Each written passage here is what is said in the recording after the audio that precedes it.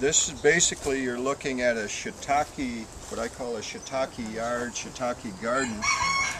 We use, with shiitake, you use a straightforward process of harvesting logs these are maple logs, and you harvest them toward the end of maple syruping season. Oak would be preferable. We don't have any oak on the farm. The farm's about 172 acres, and we have a 40-acre woodlot, and along the edge of the woodlot there's a lot of trees, maple trees, that are growing way too close together. So the hardwood forest is one of the underutilized resources on the farms, and they're growing way too close together, so we selectively cut the maple logs when they're just before the leaves bud out.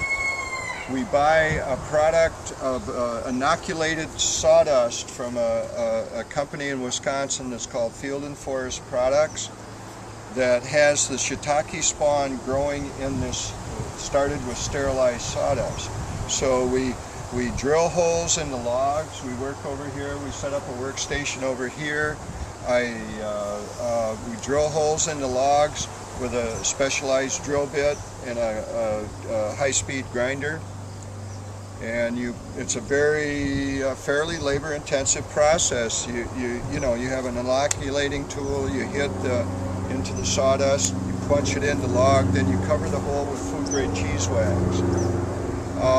The logs that we inoculated this past spring are all laying down here. That's the laying yard. The log has to have a year for the mycelium to grow through the log. What you're seeing here is called forcing.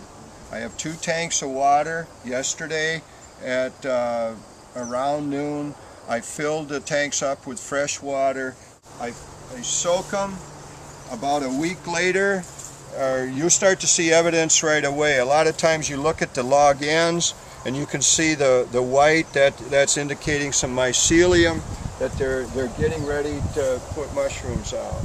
So these logs were forced about a week ago. You could start harvesting these just about tomorrow, the next day. So I've had to learn an organization of how to, keep a steady supply. I'm allowing the chickens to be in the yard because I do have a slug issue in the yard. I haven't seen one eat a slug yet, but I'm pretty sure they will. We're trying to do some restaurants locally here. We're doing them through the CSA and through the farmers markets. Now, 2 years ago, fruiting 50 logs. The year after that, 200. Last year I inoculated 400 logs. This year we inoculated 500 logs. You don't have to do the forcing technique. If I choose not to force, then after a rain you'd come out here and you'd pick less mushrooms. And that's what my marketing thing is. I'll be able to kind of, if I'm overproducing, I can back off the forcing avenue. The average log will produce 2.5 pounds of mushrooms. That's the average log. So over the course of the life of the log. Okay, if you're not forcing your logs, the first logs I had them out in the woods, and I try to remember to check them after a rain when the temperature was right. Those logs lasted about 8-9 years. It's a very good flush for me. You're going to be, by the time we pick these, there's going to be 30 to 40 pounds of mushrooms coming out. And all that goes to your CSA? CSA, farm markets, and restaurants. So we're getting, depending CSA, I'm trying to think what the mushroom shares went for, in the neighborhood of $11, $12 a pound.